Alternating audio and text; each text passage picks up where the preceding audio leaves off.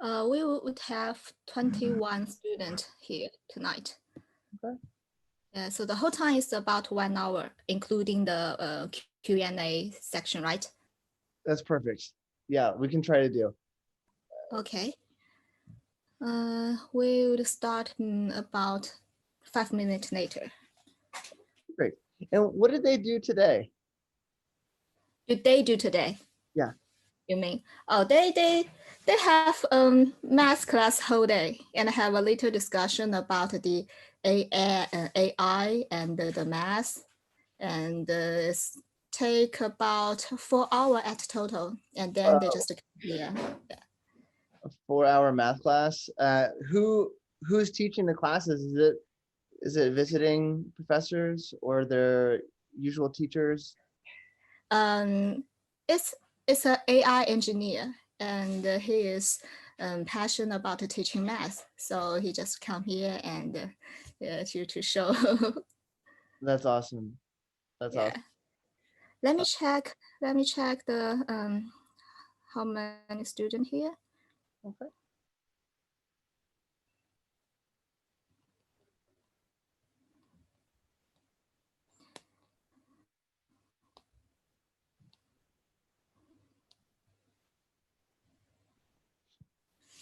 I see there's a chi in here. Yes. Sure. Some of them don't have Zoom, so they're just downloading. Okay, yeah. Yeah. Cool. And yesterday, did they also do something related to this?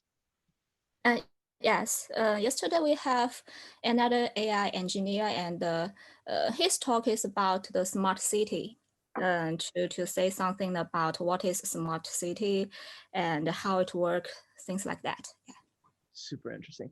So I'm going to ask people to participate. Okay, I'm going to ask people to either talk over the video or to write into the chat. So if Oh. you know, if everyone think about that now, I'm going to ask you to participate. Okay. So. Oh. Okay. That's perfect. But you should you should know to mention that. Yes. Yeah. Yeah. Oh. Oh, wait a minute. Hmm.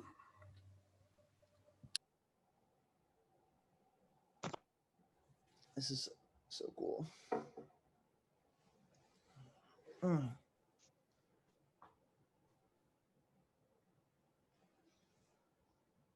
Hello.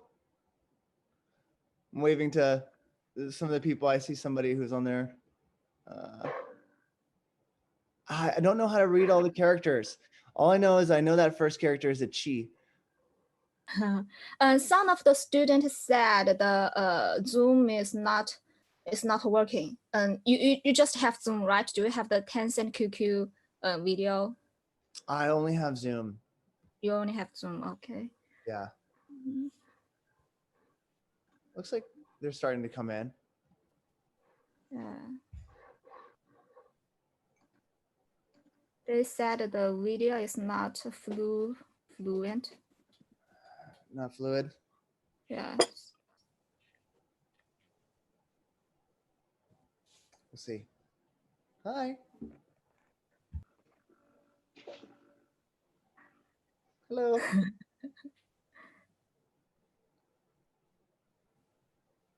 They are shy. Yeah. Hey, can some of you who are joining now, can you tell me if you can hear my voice clearly? So unmute yourself. Take a look at where the mute button is. Unmute yourself. And can you tell me if you can hear me well? Yes, they're typing. I see you're using the chat. That's good. I see chat is good. Also, don't be shy to unmute and to talk. 我想听你们. You know, whatever language is, you know, we all try our best. I don't know how comfortable everybody is, but it's all good. What Nessa, oh yeah, will you have PPT or you just talking? I have PPT. You have, okay. And I can share my screen. Oh, okay. And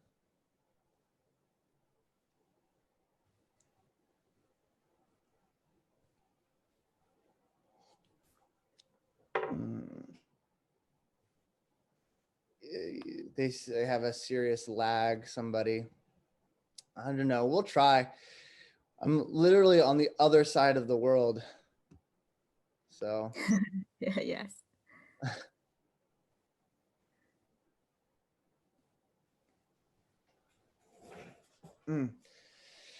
Have you all been enjoying your classes, the AI classes? Yeah, I see one person nodding. Okay. Robert Zhao Boxy. Yeah, nice. He's having fun. I can tell. He's smiling. That's great. Can anybody unmute and tell me a little bit about what you learned today?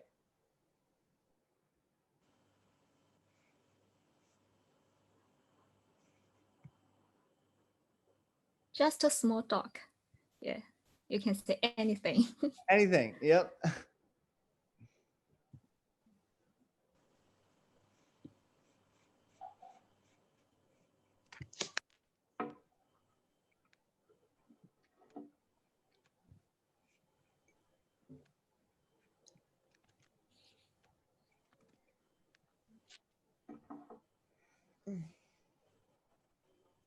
Can you hear me?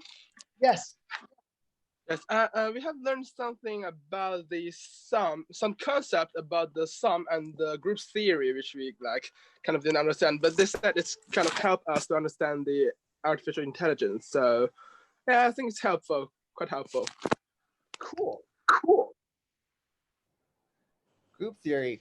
You know, tomorrow, a friend of mine and I were going to have a conversation, like an interview, and he is a AI. He's a reinforcement learning researcher at Google DeepMind, and we're going to talk about different math methods as well.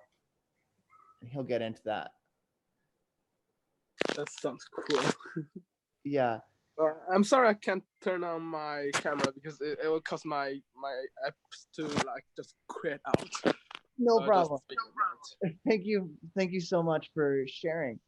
And then somebody else said in the chat, their microphone's not working well. We just discussed the meaning of the AI and the judgment of utility of AI. Yeah, okay. Also, we discussed something about group theory. Cool. Yeah, so what about, like, what kind of things came up about the utility of AI? And what do you mean by utility? Chat person. Let's see.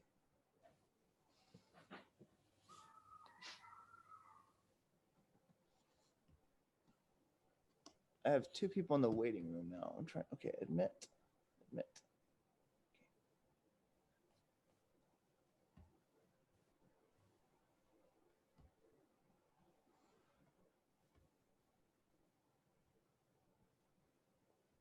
Okay, admit.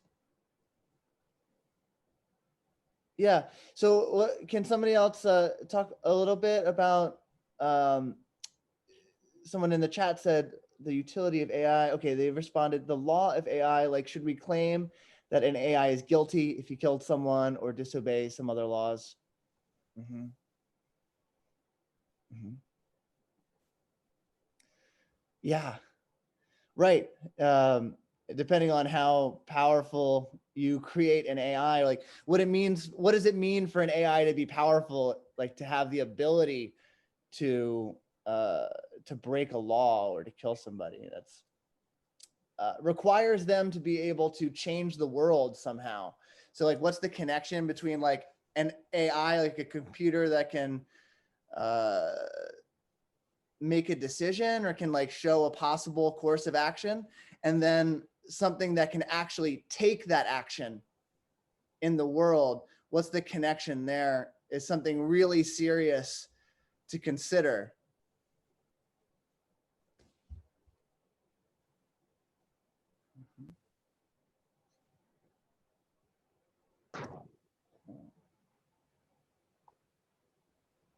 Maybe they need some time to rethinking that, I think. Uh-huh. Yeah. Yeah. There's a great book called Super Intelligence. I'll write it in here. Super Intelligence is the name of a book. And they talk about like objective functions. What's the objective functions of an AI? Like if you make an AI that wants to maximize the number of paper clips in the world, it might destroy all of humanity in order to make more paper clips, which would be a bad thing. So we have to be careful about what AI we create. So somebody else said, the same person said, the utility of an AI should be judged by its performance of its fixed purpose for a limited AI, or the overall performance, the degree of being like a real person of a general AI. I think as far as AI was considered as the helper of the human, and there will be no harmful unless like there is really some self-conscious gave to the artificial intelligence, or otherwise I think it could be a good thing, like more productive of the industry and other things. Like we can use this on the medicine, we can use this as the artifacture, like we can with employees, but there will be the unemployed, so it could be a problem of it. Right. Yeah. Okay, Nathan. I think most of the student is here, and we can show the things you prepared, and then we would discuss at the next stage. And so first, welcome you to our experience learning program. Yes, big thank to that. And would you like to say hi to our student, and then just continue your speaking? Okay. Sure. Let one more person in. Okay, great. So hi everybody. I'm so happy to do this. I know it's late where you are, and you are all probably tired. So try to keep this as short as possible. And I am going to ask you to participate. So please do feel free to unmute and participate anytime. This is going to be less technical than you were doing before. It's more thinking about like what do we value, so that if we try to make an AI, for example, how can we make sure it does good things for us, or what kind of future do we want to build? All righty. So I am going to share my screen.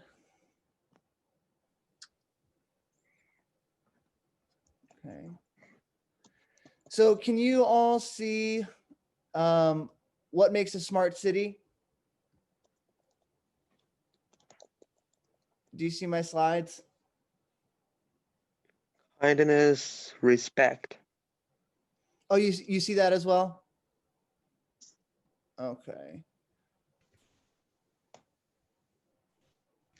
Alrighty. How about here? Can you see it says kindness and respect, expertise, consistency, and convenience and safety? Can everybody see that? Sorry, because I don't know what you see. So let me know what you see right now.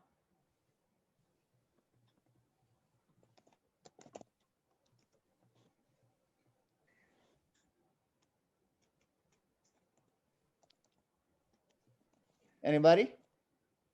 Can you just let me know what you see right now?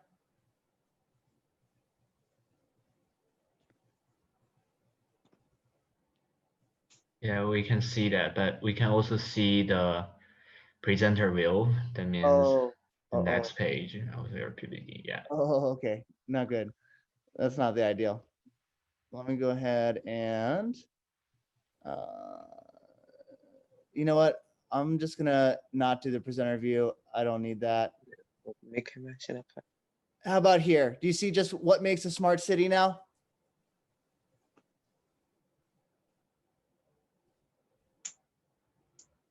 Nope, Oh, you not don't? anything. Not anything.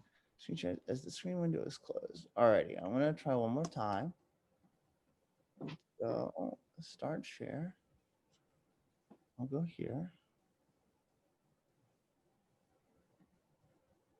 All right. How about now? Yeah, I think this is the right one. Awesome. Thank you. Alrighty. So what makes a smart city? These are going to be some of my values. I want you to think about yours and see what of these do you connect with. So for me, what makes a smart city? Kindness and respect, expertise and consistency, convenience and safety. If somebody told me you should go to this place, you go there and the people there are kind, they're respectful, they're really good at what they do, and they're consistent, and it's very convenient and safe. That to me sounds like a great place that I would want to go. Do any of these jump out to you as something that you also connect with?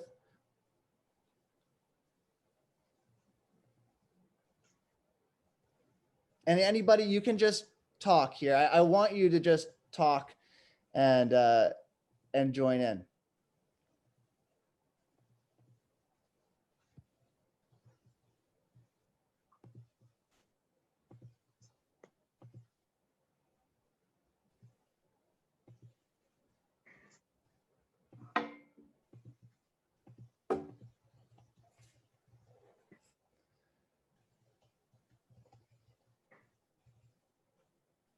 You know what?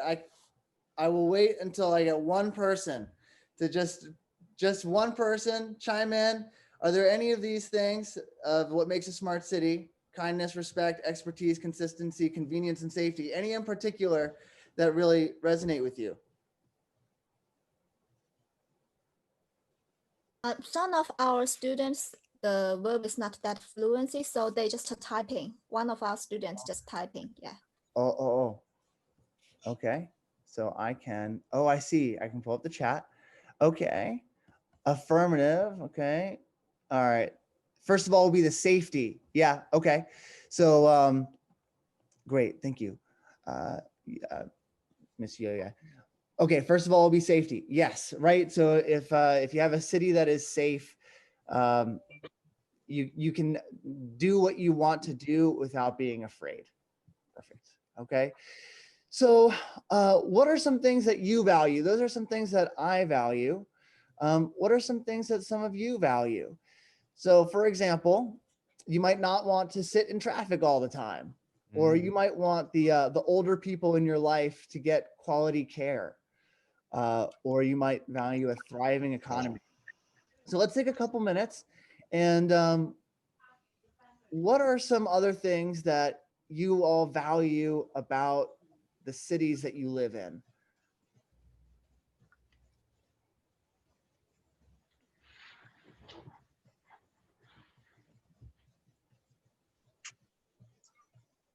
And you can use the chat. I'll talk about the healthcare because so during this epidemic of the COVID-19, we can see that the healthcare and the medical and hospitals, something like that, will be a pretty important factor to the city. And as a smart city, I think on this, especially like we can see that China has already controlled COVID-19, and I think that's what's the most important thing before all, and with the healthy we can do everything. I think there's a saying in China, it's called that the healthy body is everything you need for the revolution, something like that.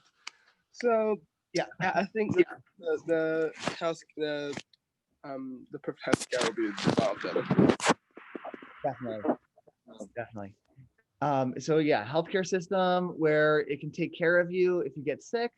A high developed education system, somebody said in the chat. Two people have said sunlight and environment. city model with no CBD. That's a central business district. So that's interesting. Mrs. or Mr. person who wants a city model with no CBD, what don't you like about the CBD? Or what do you think would be better if there was no CBD?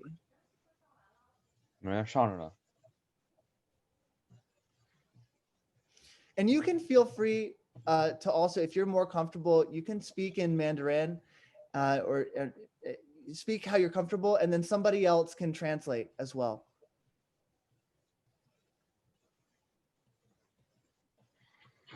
Well-designed, separated CBD. So, you know, if you have a whole bunch of traffic, for example, in the central business district, that can be difficult. Or if you like Beijing, you have these different ring roads, right? And so you've got the central business district, and then the ring roads go out, and it might be very far if you live in the outer area to get into the center. So that can be like the convenience factor if you need to get in to do your business. If it's one central business district and you live far away, it's not very convenient. And there's somebody said, a person, Johnson, said building will be depressing if they are too densely together or extremely tall at the place like the CBD. Got you. So that comes with the environment and sunlight. Well, one of my friends in my master's program, I did a master's program in smart cities and urban analytics, and that's where I met Professor Yin. One of my friends was an architect, and he talked about building heights and how to create a model of the city where we could adjust the building heights to calculate sunlight as well. So you could use this model of a city to show where sunlight's going to be if you build certain buildings. That way you can try to design your city for good sunlight.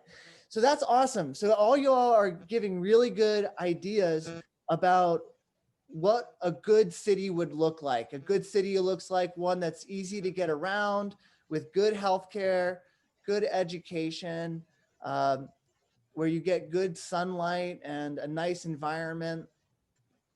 That's awesome. Thank you. So this talk is about smart cities and you. It's about what you care about. And then maths and economics, they come together and they can help tell the stories of our lives.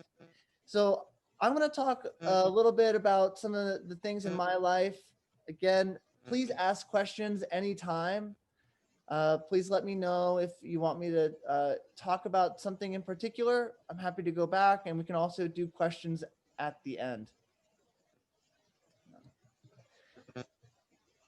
So in smart cities, there's a couple examples of cities that are often used. And Catherine is saying there are benefits that central business districts can bring. That's definitely true. Hear you, Catherine. So this city, Curitiba, is in Brazil. It is famous for having very good parks. So you see, this is really beautiful. There's this waterway and interconnected parks that go through the city. So they did that really well. Then you have a place like Japan, or in Tokyo, Japan, which is super technological. And this is more like what people think of smart city from the technological side. So a smart city can be many things. It can be one that's a nice environment. It can be one that has nice technology. The goal for our time together today is I have two goals. One is I want to articulate what you care about in your cities and better understand some opportunities to act on it. So these are goals for you. I want you to be able to articulate what you care about in your cities and better understand some opportunities for you to act on it. And then goal two is I want you to learn about some tools and techniques that you can use to tell your story. And in a little bubble here, while we talk, please think about what kind of places you want to live in and how you can help create that kind of place. Right. So there've been some phases of my life that I'll talk about and connect to those two goals each time. So Kathmandu, I lived in Kathmandu, Nepal, where I learned to put skills on a map. I'll talk more about it in a second. And then I lived in London, where I learned how to optimize my maps. Then I worked in DC, and I learned how to keep my maps up to date. And now I work remote, and I'm a data scientist. I can streamline and advance the mission of organizations with my map. Are you all hearing a feedback? I hear somebody, maybe somebody needs to mute their mic, but I hear like a feedback coming through. Okay. It sounds like techno music. So if everybody can mute their mic for a second, maybe that will help.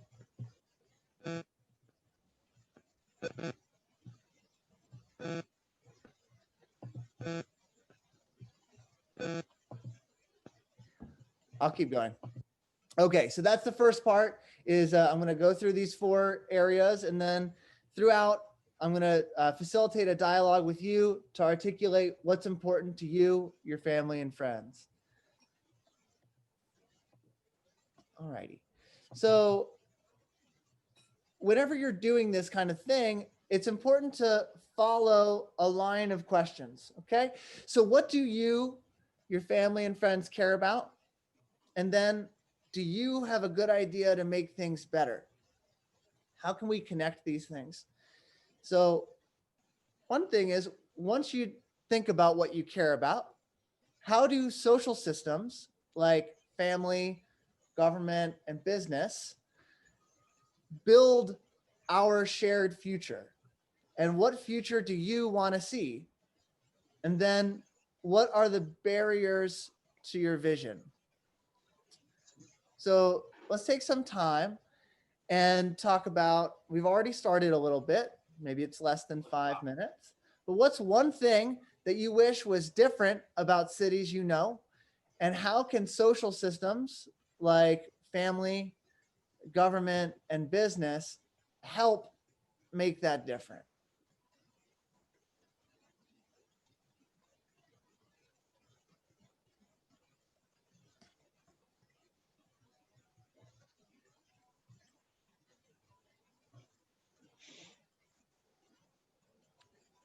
And I really appreciate everybody that's been contributing.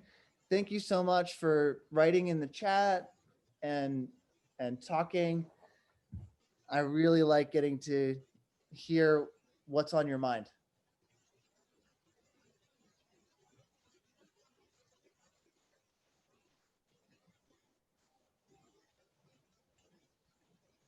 And take your time to think about it. These are big questions. In certain cultures, family is a bigger influence than others, for example, and it can really affect what you do with your life. So that's one social system that can change the way that your life goes, and it does have an effect on the level of the city.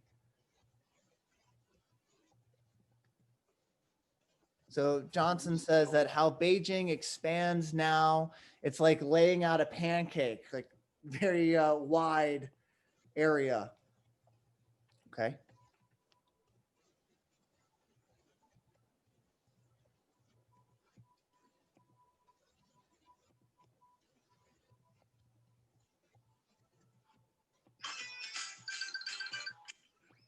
Free public transport. Is it reliable or impossible? Yeah, free public transport would be great.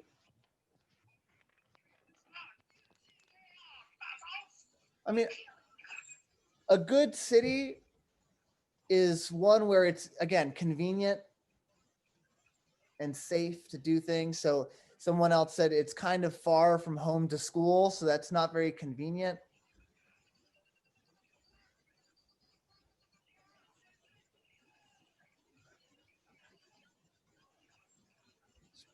Catherine talked about pollution. So air pollution specifically. So how can the social systems of family, government, and business help with air pollution?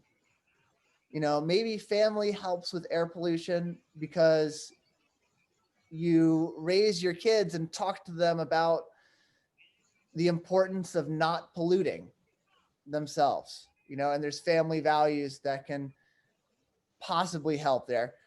I think it's a bigger thing, like it's industry and it's car emissions and everything. So then government regulation can help by making sure that your vehicles are clean. Businesses can help by implementing cleaning strategies for their factories. And then how do you figure out what's the right way to try to make air pollution better? That's where things like artificial intelligence and some of these math tools for the future can come in, because they can help you see opportunities that you might not otherwise see. So tomorrow, during our discussion on AI, we're going to talk more about this idea, like how can an artificial intelligence help us find strategies for making our industry cleaner, for example. Okay. So anyone else have a last thought to share here?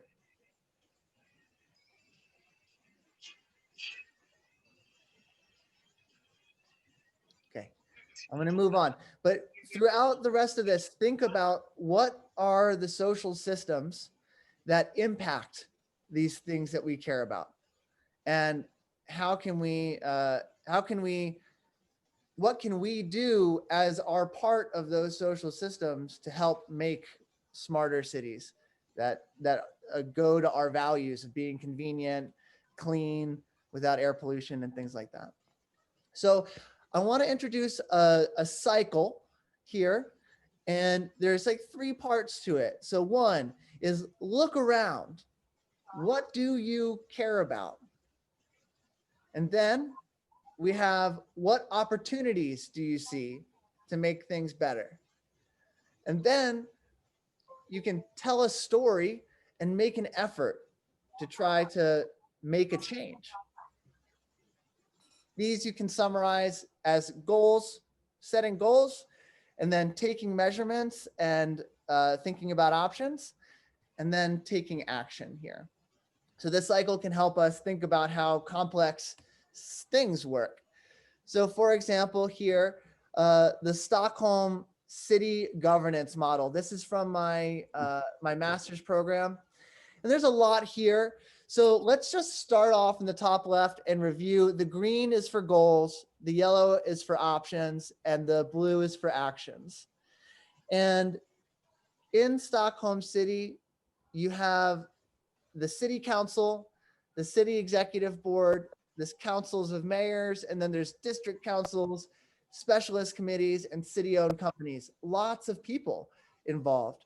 So what do? Well, the city council, that's green for goals. They're responsible for decision-making, setting the direction for the city. And the city executive board, they're responsible for follow-up and execution. So that's follow-up is a follow-up, evaluation, and execution. The evaluation is like the yellow, finding options, and execution is the blue for the action. The councils of mayors, they draft proposals. That's setting out options. Then you have district councils that deliver services. That's on the ground. That's action. Specialist committees that do management. That's finding options. And city-owned companies, housing, water, and sewage, they're doing it. That's action as well. So thinking about what's going on in terms of goals, options, and actions can help you make sense of complicated social systems. Anybody have any questions there or thoughts to share? Cool, I'll move on. So when you do data science and work in technical things, there is so many tools, and you have to figure out what are they good for. So all these logos down here are tools that I've used, and I'll talk about them as we go. But the important thing is, what stories do they help you tell? So when I lived in Kathmandu, I learned to put skills on a map. Has anybody ever been to Nepal?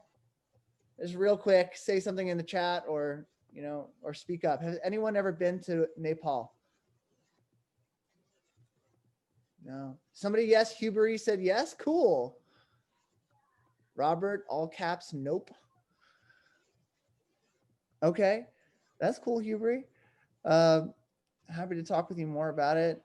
So Nepal is considered one of the least developed countries in the world.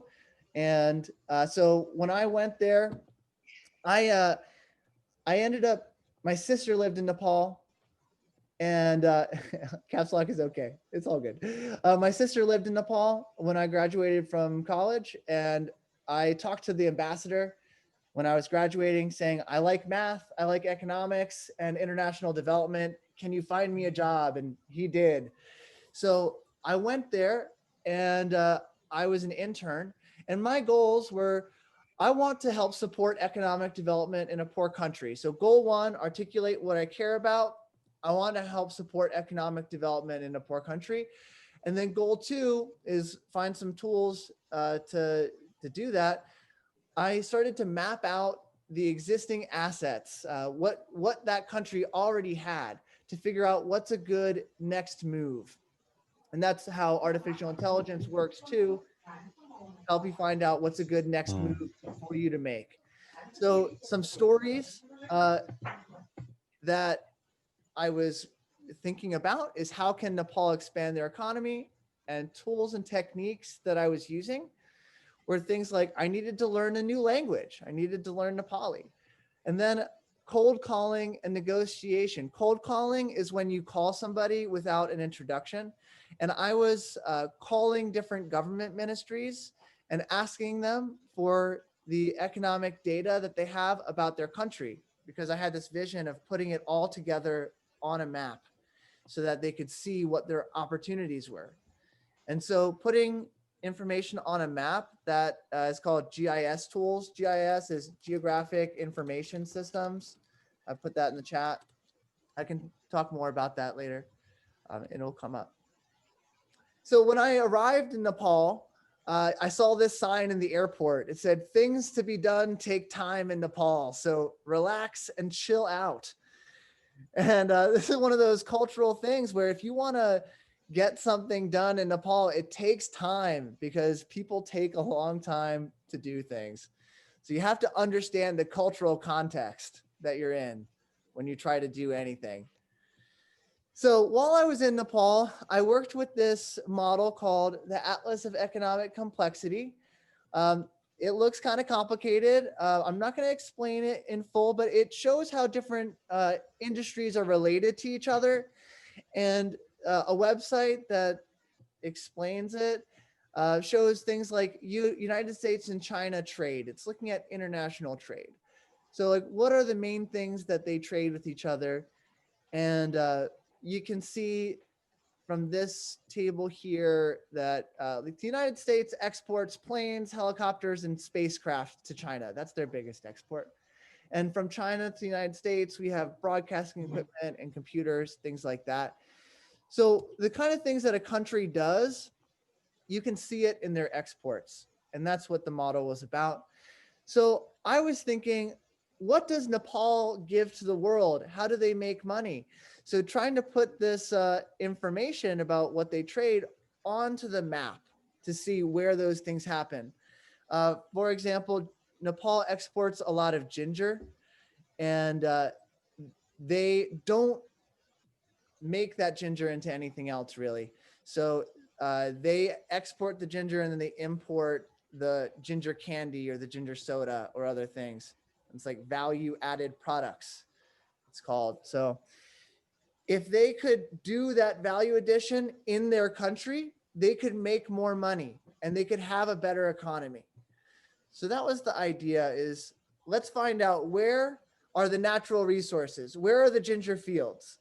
Where are the human resources? Who are the farmers and the different people that actually work in making that ginger? Where's the infrastructure? Where are the roads that it gets transported on? And where are the export stations that you need to send it through so they can know how they can build their business? And then what are the existing businesses? So these four things, the looking at natural resources, human resources, infrastructure, and business, I thought it's a good way to think about where in the country are things happening that we can build on. So I was 21. I presented these ideas to the group there I was working with. And I'm just going to show you some pictures here of Nepal. This is a celebration time. It's a really beautiful culture. They have this festival of lights. It's really dark in the city at night, and so it's not always, doesn't always feel the most safe in the city. It's very colorful. There's beautiful environments when you get out into the areas by the mountains. Those are the Himalayan mountains here. I thought this was funny. This is for a lift to go up a mountain. And you have prices here for students, for goats, for foreigners, which is much more expensive than the other ones. So it's really beautiful here. These were some friends of mine that took me out into that area. And this was in a village. And I was there for this holiday where they killed an ox and then they split it up to share with all their families. So this is how people feed themselves. They don't eat meat very often in this area, but when they do, they share it. Like these are all for different, you can see there's different piles there. It's all for different communities or different people, families in the community that they're sharing it with. So I show this because this question of how do people feed themselves, that's a big question for me. And I'm going to talk about it in a second. So somebody said in the chat that as far as I know, many companies have created different systems to apply to smart cities, but usually data and usage of these systems are not connected to each other. How do we solve this type of problem? 100%. I'm going to talk about that in a second. So math and economics, they are connected to each other. And it's part of why I like both of them. So when I went to London, I had been thinking about how to, how to put your things on the map and see what the opportunities are. So then while I was there, I started thinking about how do I optimize our maps. So what's a good goal? Let's make sure that everybody in the world has good food to eat. It's a good goal. And then what kind of goal two, how can we tell that story? We can map out the food sheds that support cities. So food sheds, the word comes from this idea of a watershed, where if you think about like this sample city that has a waterway there, and you see it's raining and there's a mountain, and if the rain falls on one side of the mountain, it's going to fall back towards the city. Okay, if it falls on the other side of the mountain, it will go away from the city. So the area there in the mountains or in the valley is the watershed. That's the water that will feed the city. Okay, so there's some things called a food shed, which is how much land do you need to feed a city? So this map, for example, shows a city, Philadelphia there with the pink. And then all the green dots are farms that send food to farmers markets in the city. And you can see that this is up to 150 miles away from the city. You have food being sent in. And at a national level, you have some places where there's like huge warehouses of food that help feed whole regions. So how do you coordinate something like this to feed a city? And how do you prevent like disruptions that can end up with people not having food? It's a huge question. And for example, in the United States right now, because of COVID, there's a lot of people who can't afford food, and they go to what are called food banks, where you can get free food. And they need that to get food day to day. Somebody in the chat asked about using more natural resources in Nepal. I'm going to get back to that later on. We'll take that for the Q&A. So there's this idea called a food desert, which is if you live in a place where you don't have access to food. So reminding us that we have these goals, options, and actions. That's how we're going to think about this. So a goal here could be that everybody has access to fresh, healthy food. And we can see that in 2009, 2.3 million Americans lived more than a mile away from a supermarket, and they didn't have a car. So they didn't have easy access to fresh, healthy food. That's a problem. So what are some options, or how do we think about what's happening? Many neighborhoods currently don't have good supermarkets, or people are income insecure, meaning that if they don't get a paycheck, they might not have enough food for next month. And then what are some actions that are currently happening? So there are some charities that help people access food. That's people doing action to help others. There's also a government policy that can help encourage supermarkets to open locations in poorer areas where maybe they wouldn't otherwise. So these are some actions we can take to try to help eliminate food deserts and go towards our goal that everyone has access to fresh, healthy food. So these are some of my classmates in London. We were thinking about all these things and trying to come up with ideas. And it's really fun to have a community of classmates to work on with that. So I'm going to briefly show something from my thesis. This is from my master's thesis on how to optimize food banks in London. And this is a map of London, and all the yellow dots are proposed food bank locations. All the colored little areas on the map are income insecure neighborhoods. So people who might need access to a food bank. And they're colored here by how far away they are from the food bank. So if you see the darker areas, they don't have access to a food bank. 啥？你去呗，去顺便带点吃的回来。A question? 那你既然去了，就得顺便帮我带上。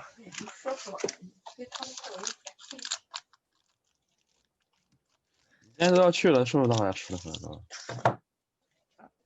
Is that a tong? Can't remember. Well, okay, so y'all, this is a optimization problem of where do I put food banks to get to my goal of helping all people in the city have access to food. Okay, so this is the math of how you set it up. I'm not going to talk about this now. I wanted to show you, but if you want to come back to it, we can talk about it. This math helps to solve this problem of where do you put the food banks.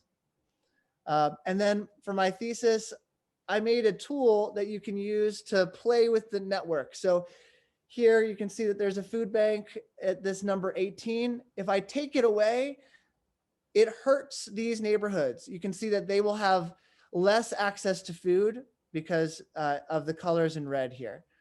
So then if I look at, these are all the options for the food banks. If I add in these two other ones, you can see that it's going to improve these other areas. And then now you have a different situation where the community is better served.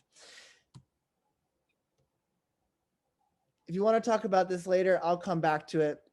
but the idea is I wanted to make a tool to help the person who plans the network see how they can make it better.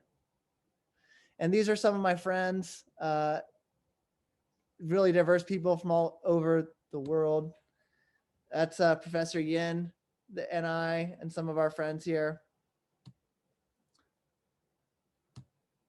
And this is from the lobby in Google of my friend who's going to talk with us tomorrow at Google DeepMind. So anybody have any questions up to here? Should I keep going? I see a nod there. Okay, I'll keep going. We'll come back for questions. Okay, so then I worked in Washington, D.C. with a nonprofit, and it was called Resource Watch. It was my project. I'll show you a picture of it in a second. It looks like this. But the goal was to make information about global resources easily available. So the person who asked about, Rice Wang asked about using more natural resources in Nepal. This project was about getting natural resources for the whole world. Okay, and then so our goal 2, learning about the tools that we can use to tell that story. I needed to learn about different kinds of data and then ways to access it, store it, and visualize it to tell stories. So this here is my project that I worked on. It's called Resource Watch. And on one thing, it's just a beautiful picture of the world. So what is this? This is a model from NASA, which is the National Air and Space Administration in the US. They have satellites that watch the atmosphere, and they can model things like air pollution. So you all said that you cared about air pollution. This is one measure of air pollution, nitrogen dioxide, a 5-day forecast. You can see that there's the greener areas look like they're over more developed places. And you can also see that it looks like there's a wind drift part of the map. So that it's an atmospheric model that they use to say industry and cities create pollution, and then weather and atmosphere spread it. You can see that it goes from the United States, it spreads east towards Europe, and so on. So what is this? If you look in closer, so say you zoom in on Nepal, you can see it's a bunch of squares. This is called raster data. I'm going to write it in the chat. This is raster data. It is a grid of information over the whole world. Okay, so they have a model that says in this spot in the world, we predict this much pollution. And it's a grid, it's a matrix. You can think of it, if that's familiar to you. That's one type of information that you have at a global level, these global models that are raster data. And then you have a different kind of data called vector data. Vector data is like points on a map.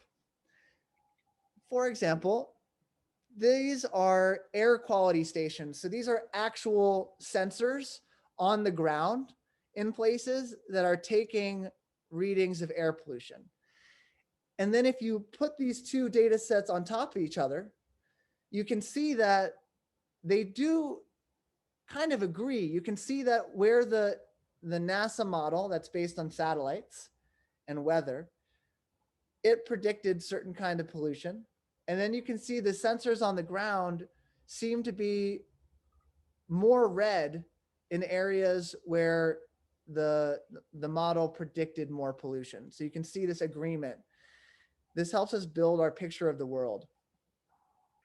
And then if you zoom in on one of these, this is one of the sensors. This was at the US diplomatic post, the embassy in Kathmandu.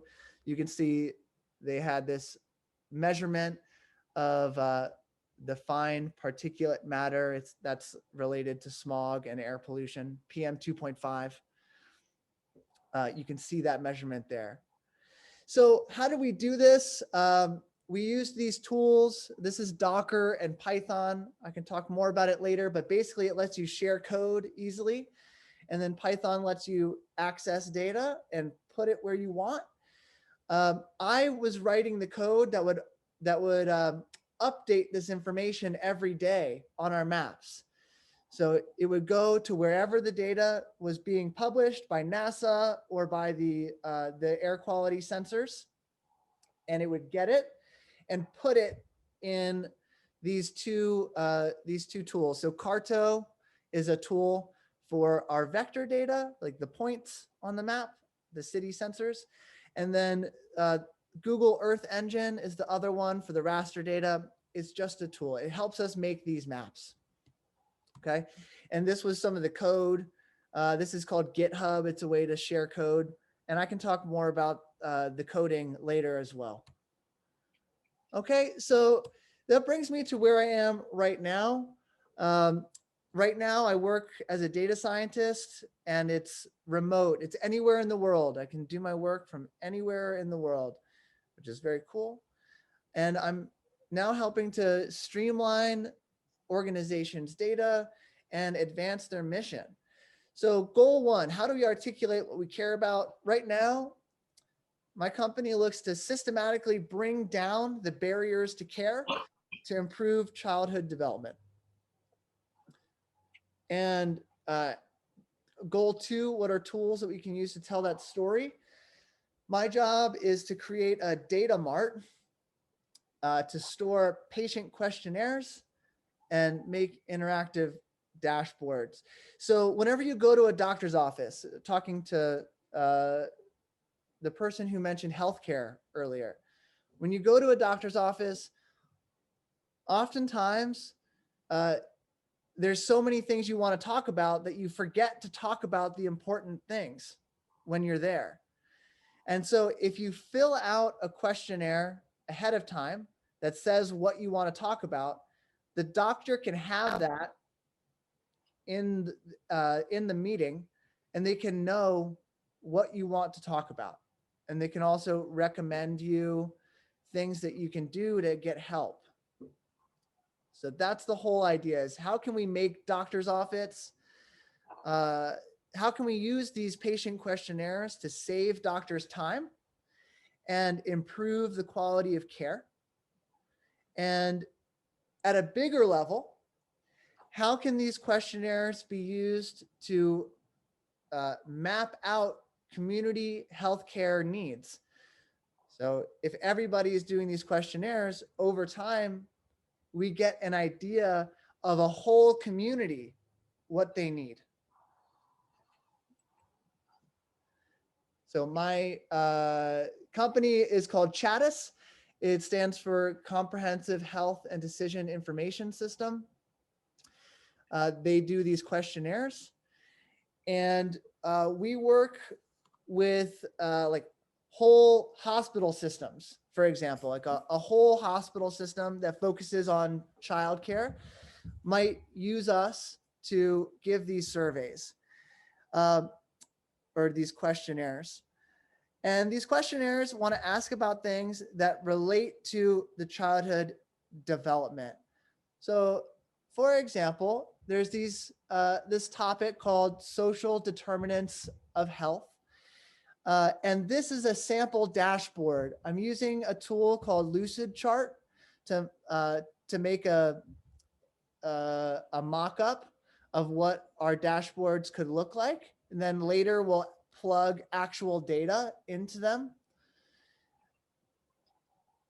This here shows different steps, or you know what, let's focus here on the risk factors. You see that there's parental depression. If in a questionnaire you find out that the parents are depressed, that can impact the child's development. And so the parents getting help for depression could help the kids. If there's housing insecurity, getting the family help for the housing insecurity can help the kids grow up in a more safe environment and develop better. If there's food insecurity, same thing. So if we can use these questionnaires to identify these issues in the community, we can then refer them to services that are in the community. And if they access those services, it can help them and it can help the kids. So what are the barriers to care? So starting to think about integrated healthcare and what are the barriers to care and helping to bring them down. So let's systematically break down the barriers to care. And on the right-hand side, you see we have patients, doctors, and service providers. Service providers here can be like a social worker, somebody that helps with depression, somebody that helps with finding access to housing. When a patient goes to a doctor and it comes out that they need help, the service provider actually gives them the help. But oftentimes these groups don't talk to each other. So that gets back to what, let's see, I can't read the name, but somebody said before that there's many different systems to apply to smart cities, but the data and usage of these systems are not connected to each other. How do we solve this type of problem? This was a question in the chat. That's exactly it. How do we get these groups to talk to each other so that we can bring down the barriers to care? Let's think about what are the barriers to care. So one, if the problem is not identified, you can't get help for it. So these questionnaires before the doctor's visit help identify the problem. If you identify a problem, you might not have access to help for that problem. There might not be anybody who can help you with your housing. If there's access to help, you might not know that there's access to help. So you might not go and use it. And if you do know about it, you might not feel that it's important enough, or you might not feel like you have time, or for whatever reason, you might not use the available resources. These are all ways in which there can be barriers to care. And my company now, we're thinking about how do we help at every step? How do we help identify the problems through these questionnaires? How do we track what access to help exists in different communities? How do we raise awareness of what those available resources are? And then how do we communicate to patients that this is important? How do we help them bring down their own barriers to access care? So this idea of a community health needs assessment, where hospitals can work with us to get an idea of the health of their community and what their community needs to get better. We can be a part of that by helping better connect care providers and patients. And I'm personally right now, this is a new job for me. I just started in September. I'm learning how I can make an impact and continue this work and help people through working with Chattis. So that's where I'm at right now. So to bring it back to our goals here, we want to articulate what you care about in your cities and better understand some opportunities to act on it, and learn about some tools and techniques you can use to tell your story. I hope it's been interesting for you and maybe you've seen some new things.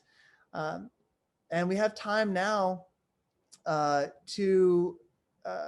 like to hear, has anything jumped out at you as particularly interesting? Thank you so much for your time. I appreciate you. There's going to be a couple more slides here that we can go to that are really just for helping with the questions. At this point, I want to check in with you. How do you all feel about these two goals?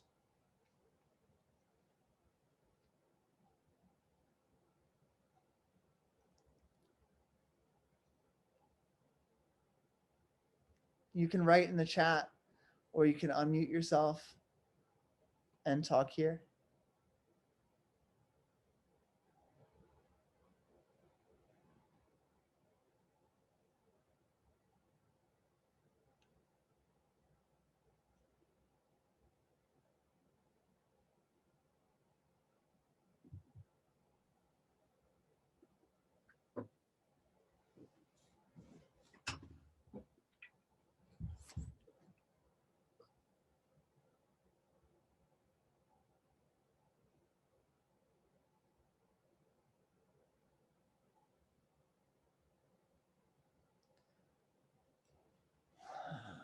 Somebody said it's really like a method to make our world a better place.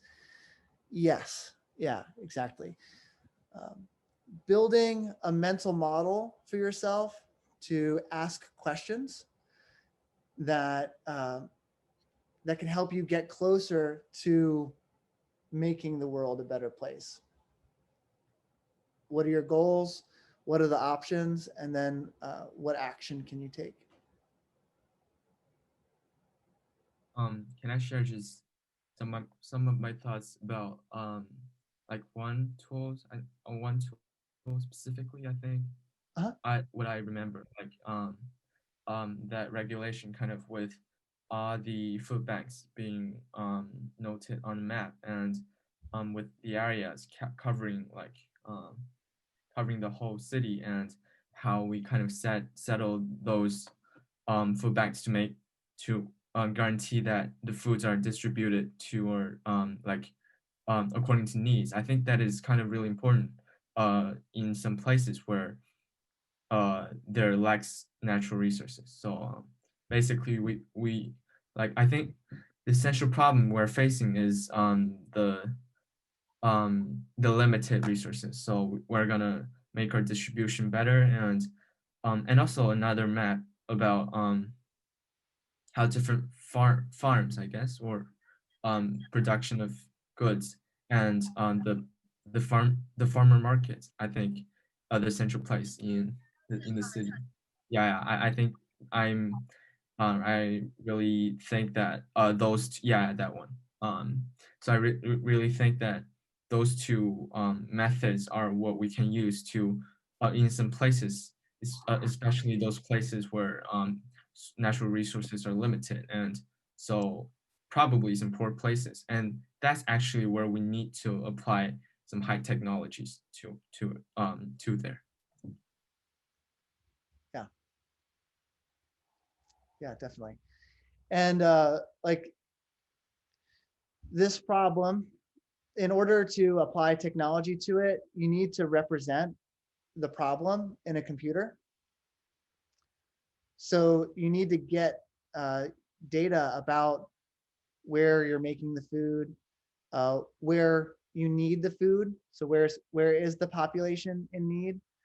And then also, what is the transport network that gets food from one place to another? How do you model the whole supply chain? And what level of detail should you model the supply chain? You can get pretty detailed down to like which individual driver is going to deliver this package of food to this place. That's a high level of detail. You can make these maps without considering those kind of things and tell the story at a high level as well. So finding the right level of detail to try to tell your story is important.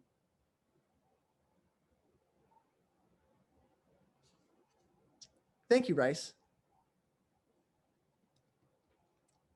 Yeah.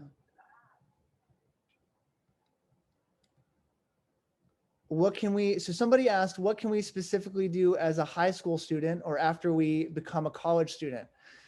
That's a great question. Well, partly is that like right now I'm 30 and I showed you a picture of when I was 21 in Nepal, and the different parts of my life have built on each other. I learned different things at different times. Now I can help an organization advance their mission. It's based on the other work that I did. So if right now you start asking and you keep asking, what kind of world do I want to see? And what are the opportunities for me to be involved? And then what actions can I take specifically? If you keep asking that from now, you're going to see ways to do it. You know, you won't know what those ways are now, but if you keep asking, how can I be involved? You will see the ways to do it. I know that's not a specific answer, but you know, it really is about the awareness.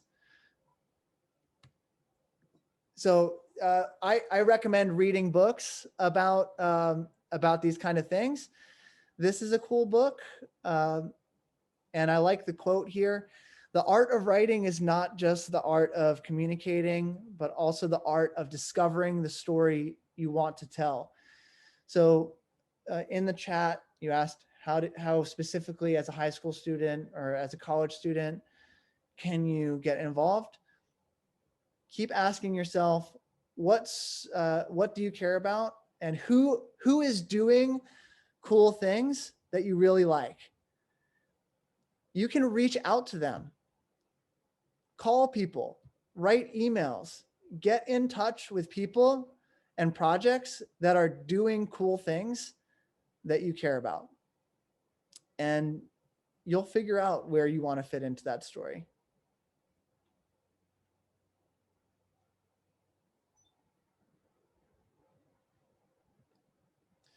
Well, so for some of the Q&A, this is still a Q&A. Some general questions. What does it mean to be a city? And what does it mean to be smart? I know there's like these city tiers, tier 1, 2, 3, and 4 in China, for example. These are all different kinds of cities, right? So let's, everybody, if you could, you know, talk. What are because I don't know really, what are the differences between these different levels of cities?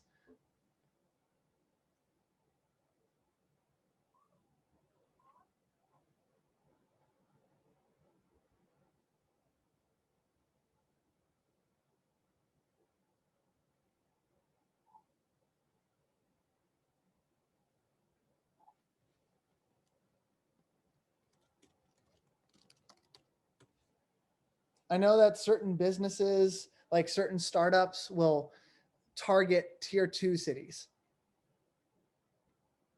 Right, so that's a way a startup or a business is a social system. They can target a certain type of city, but I don't know as much about this. I'd love to hear from you. What makes a city in China? What are these different levels of city? How are they different from each other?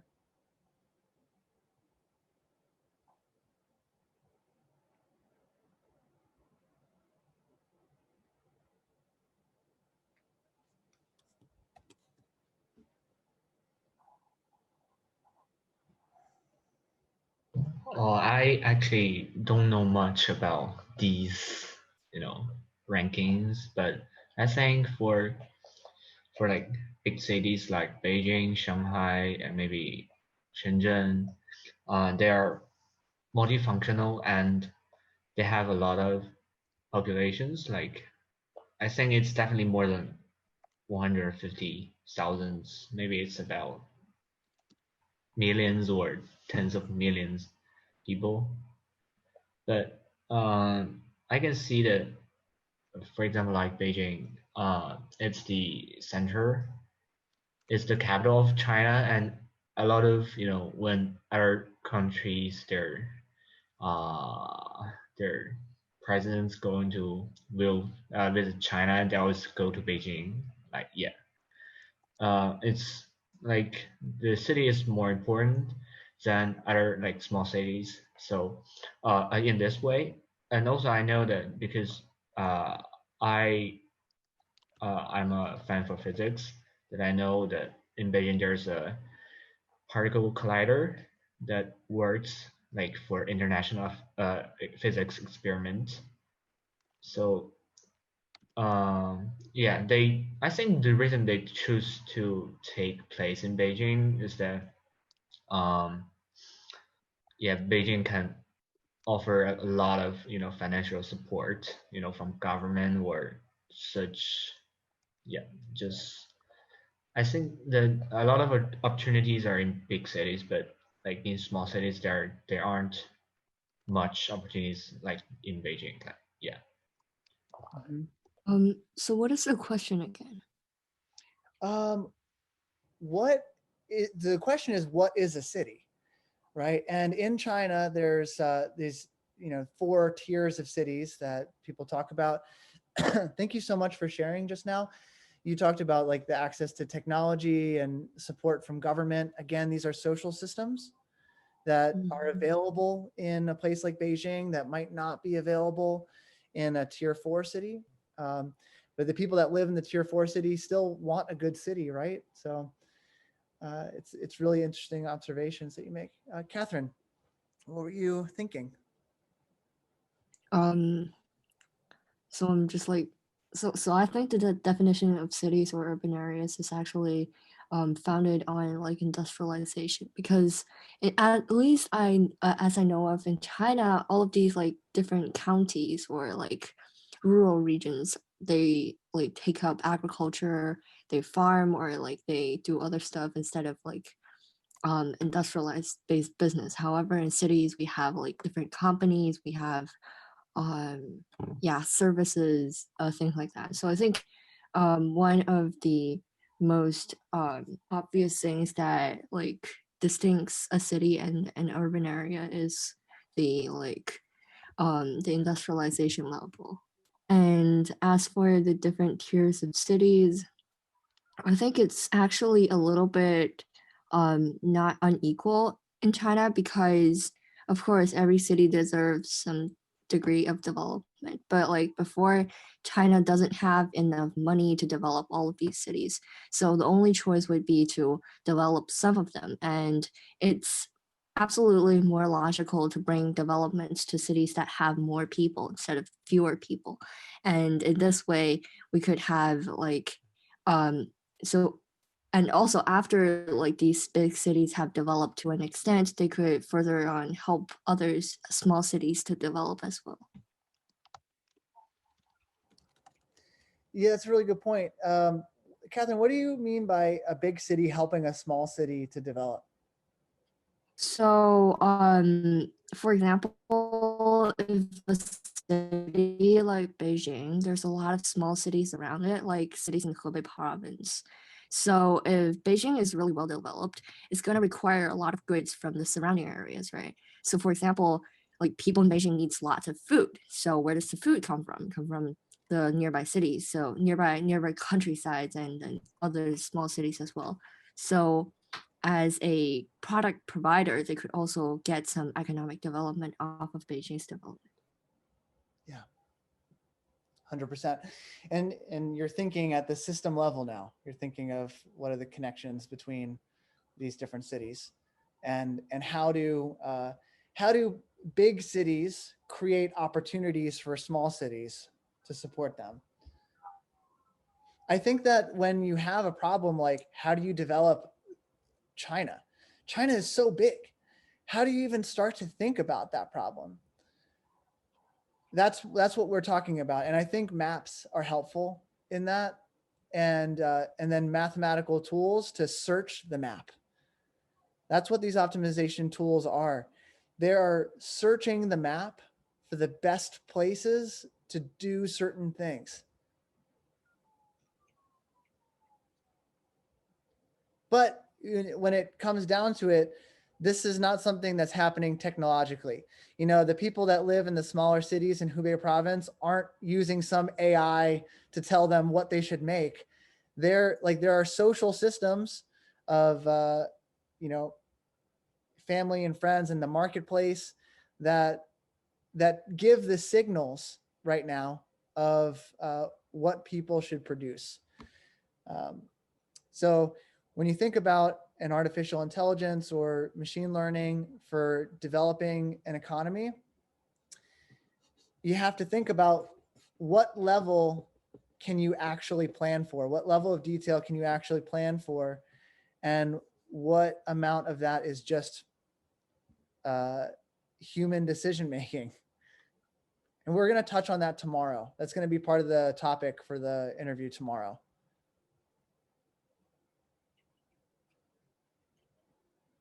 Thank you, Catherine. That was really good.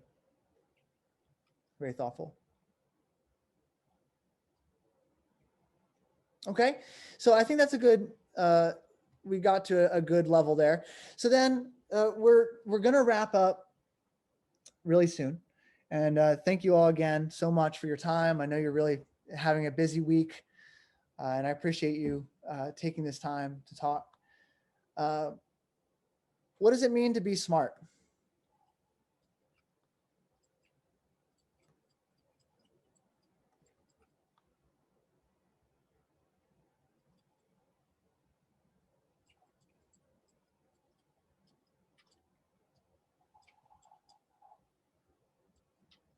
And you can use this this framework of goals, options, and actions to talk about what does it mean to be smart.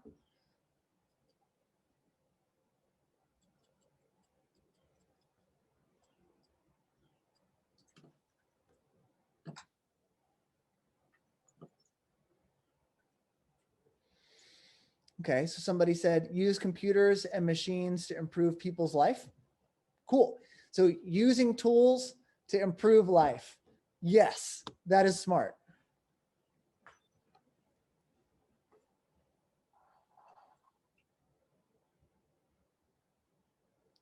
And there's many ways to say this. So any way that you're thinking is good. I'd love to hear your thoughts.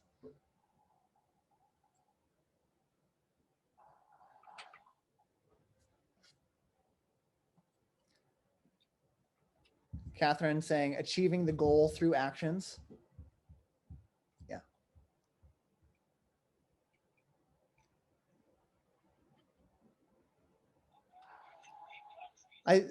That's really close to how I think about it as well.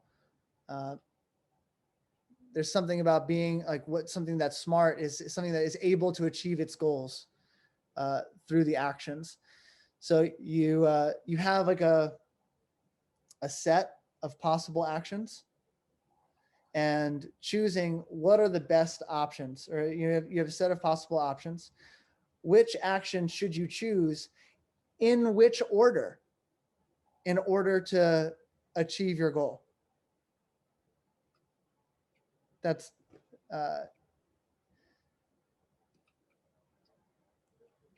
along the lines I was thinking. Anybody else want to share some thoughts? Maybe somebody who hasn't spoken yet, like to unmute and offer some last thoughts.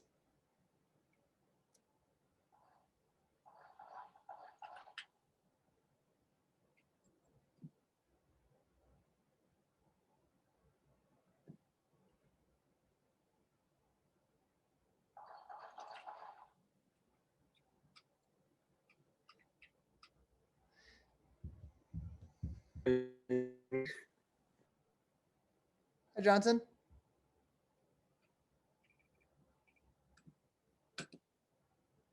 Oh, you're muted now. All right, well, we can move on. I think that this idea of achieving your goal through actions is good. This is the last question.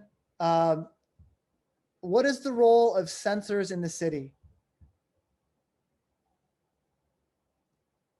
Can anybody give me a sense of what do you understand I mean by sensors? Rice said probably gather statistics and analyze the data and impose regulations based on that. So again, the social system of government can have regulations based on what you see to try to make things better. Yeah. Someone said collect information is the role of sensors in the city. Yeah. Try to think, how many different sensors are there in the city? How many sensors do you interact with every day? And what information do they collect? Where does that information go? Who looks at it? And what kind of decisions are they making using it?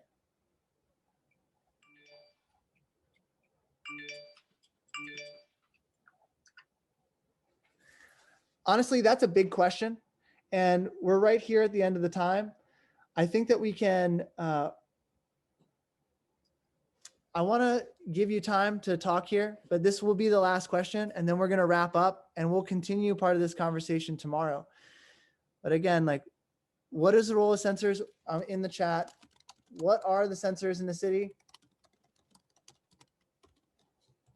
What information do they collect?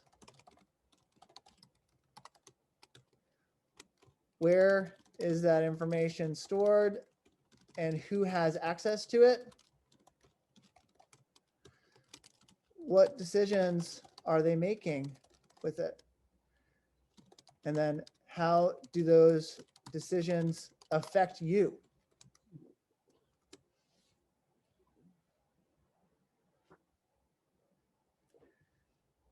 If anyone would like to address any of those points, I'd love to hear.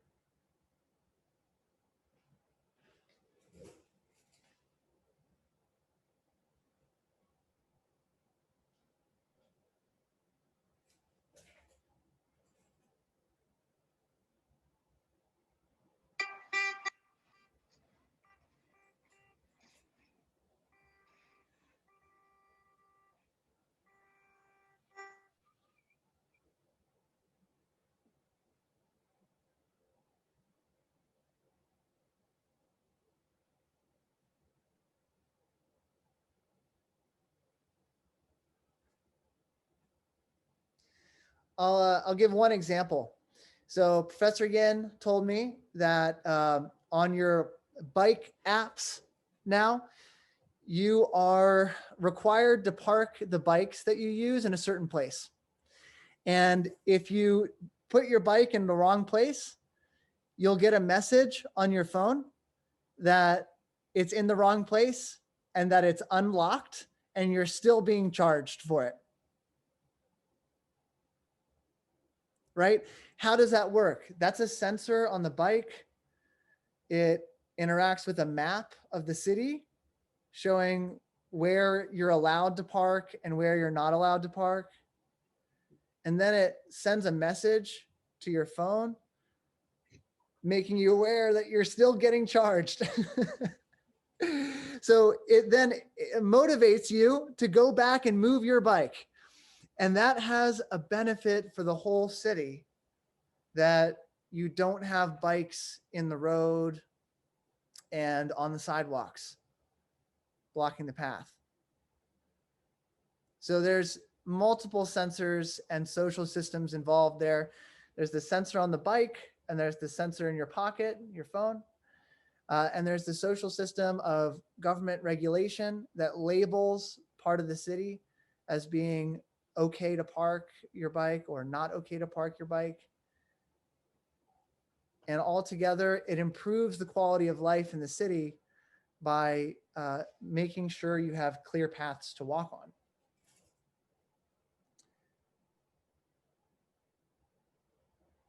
I thought that was a really cool example.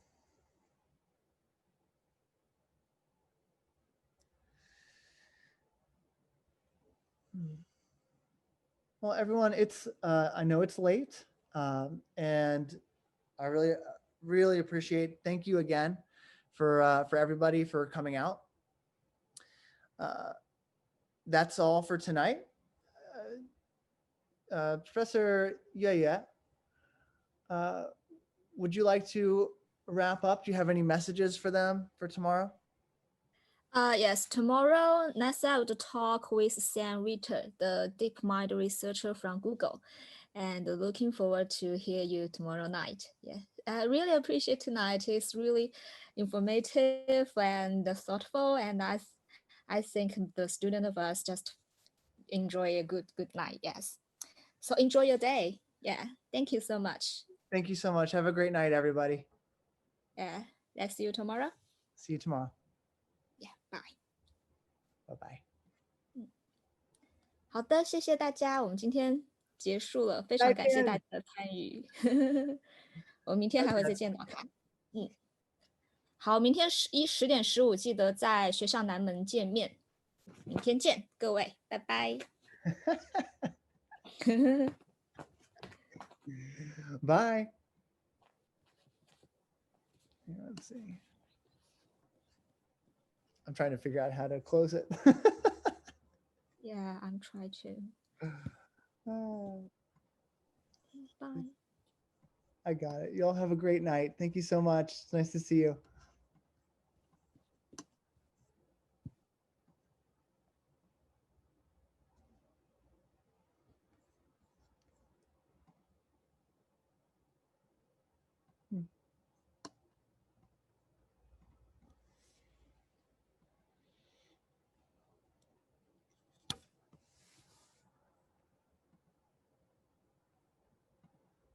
Hmm.